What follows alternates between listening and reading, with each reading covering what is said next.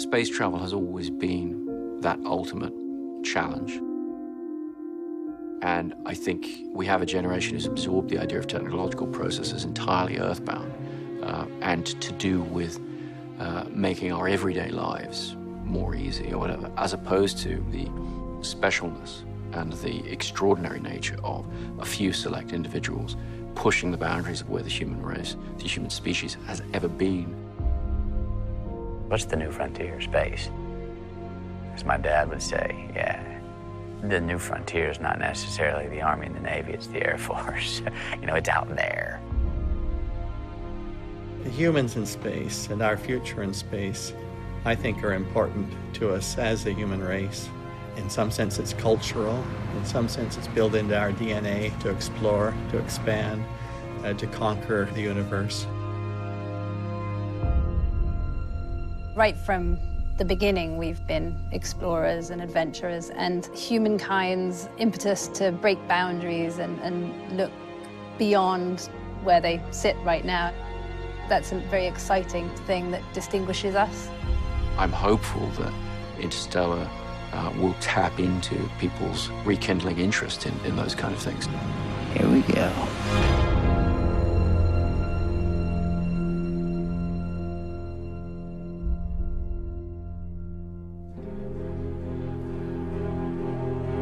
Interstellar is a film that's set in a future where the world is essentially telling us our time is done here and we have to leave the nest and move outwards into the rest of the universe.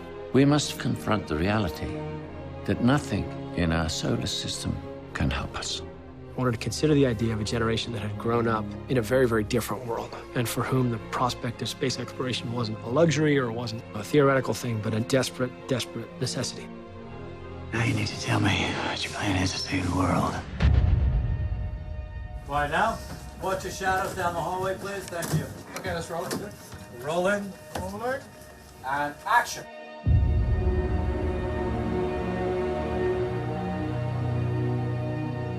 To me, space travel, space exploration has always represented the ultimate frontier. It's at the absolute extremities of what human experience is, and it's all about trying to, in some way, define our place in the universe, what our existence means. So for a filmmaker, that opens up infinite set of possibilities in terms of taking a set of characters and putting them out at the very extremes of what human beings have ever done and can ever imagine doing.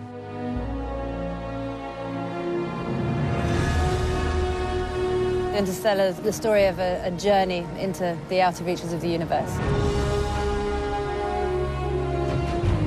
But it's also the story of a family and a father. It's the story of how far a man is willing to go and how much sacrifice he's willing to make in order to save humanity. No one handles the sheer mass and the scale and the scope of a world as well as Chris. I talked to Chris about trying to break down the script. The heartbeat lies in adventure and humanity and discovery and the unknown. It's a very human story, tapping into the set of relationships at the heart of the story. That's what I'm really excited for the audience to get a sense of, the great cast that we have. You have no idea when you're coming back. I'm coming back. Matthew McConaughey is seeming so perfect for the part. He is so much the sort of laconic, almost cowboy, pilot-type presence, the sort of Chuck Yeager idea that we're really trying to get to from the right stuff. Cooper, he's a man out of time. He's not supposed to be a farmer. He's not supposed to be grounded. He's supposed to be up there. Love is the one thing that transcends time and space. I thought about what it would be like to have to leave everyone you love behind, what it would be like to have to live a life where you live cut off, always telling yourself that you're doing it for the greater good. I was very moved by that. I liked the idea of exploring a woman in need of a connection. My favorite part of any process is the feeling of an ensemble, as a collaboration, as working with the actors and creating something. I find that really fulfilling. There's such a great ensemble feel to this cast. I came in late enough that when I met with Chris, he had the headshots on the wall of who was there, and I got to see that, you know, it was McConaughey and Anne and Litgow was on there, Michael Caine. Incredibly impressive wall of actors doing a lot of different size roles. It's all in the casting. I mean, Chris knew what he was doing when he put these people together. This is the mission you were trained for. I've got kids, Professor. Get out there and save them.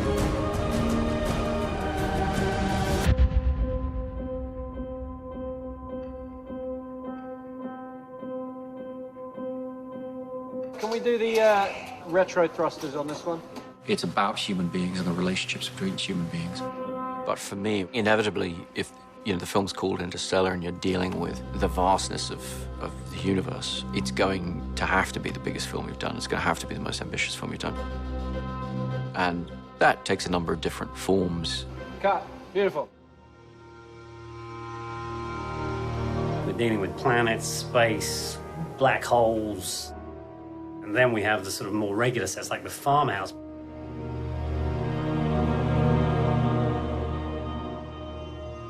The set of it where the farm has been built is just magnificently beautiful, very dramatic, very pretty. We want an interior-exterior build. We need to grow 500 acres of corn.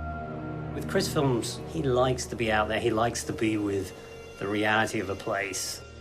He loves to work from reality. When we turn around and say, oh, a dust storm, you figured you were going to just look at an empty landscape and they'd put it in later for us, so we would have to pretend. No.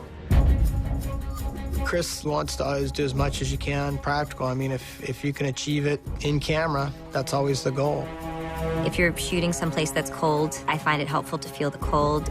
If you're slogging through water that comes up to your mid-thigh, it's great not to be told that the water's going to be added later. How would you recreate the biggest glacier in Europe in a studio? You wouldn't. He takes us to these exotic locations and creates a planetary atmosphere.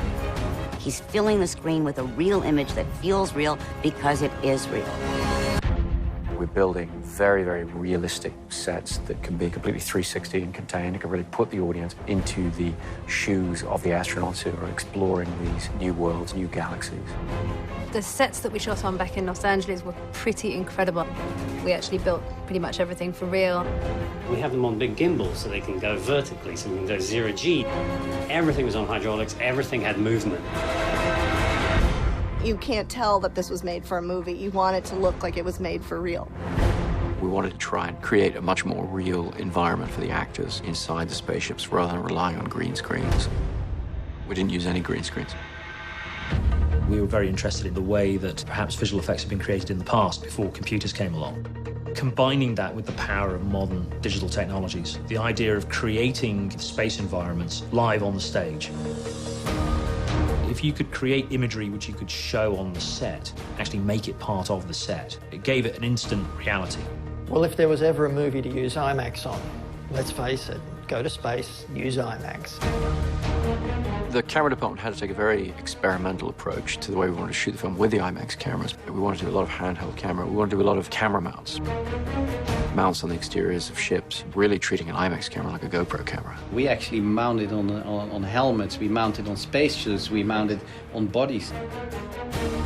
Think about the fact that NASA sent IMAX cameras up to space and they can film with that camera in very small spaces. By doing that, you create a very specific feeling, and we want to replicate that. The mandate from the beginning, when I was brought onto the project, was to try to get the science right, but still get to a place where you had this massive, epic experience. The initial impetus for the project had been to say, why not examine real possibilities? Where are we now? Where has the world got to in terms of its thinking about gravity being able to traverse dimensions, gravitational lensing, the effects of gravity and light around the black hole? Why not actually look at the real science there?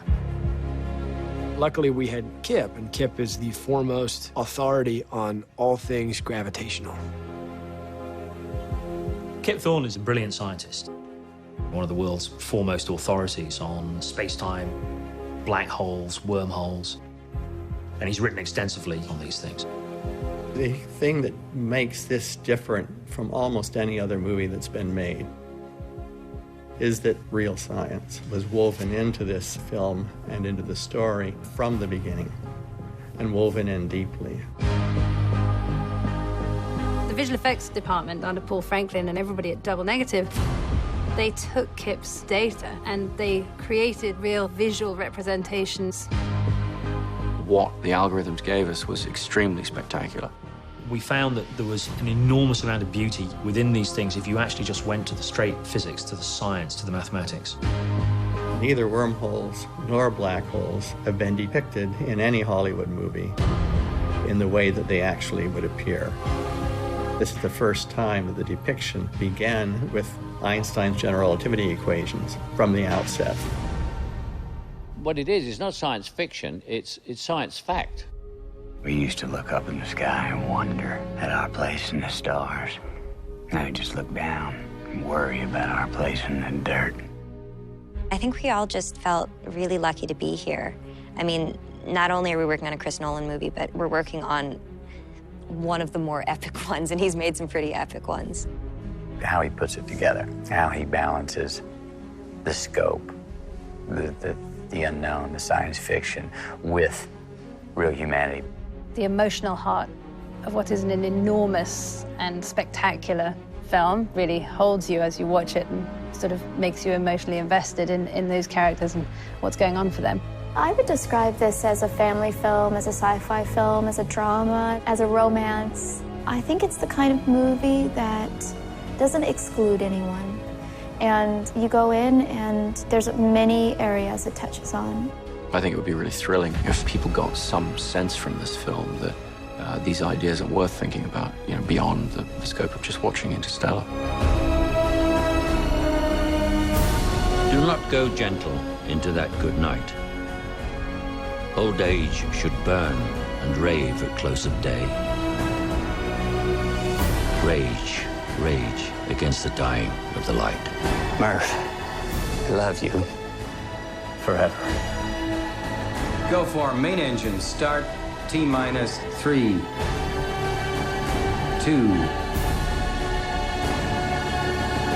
1.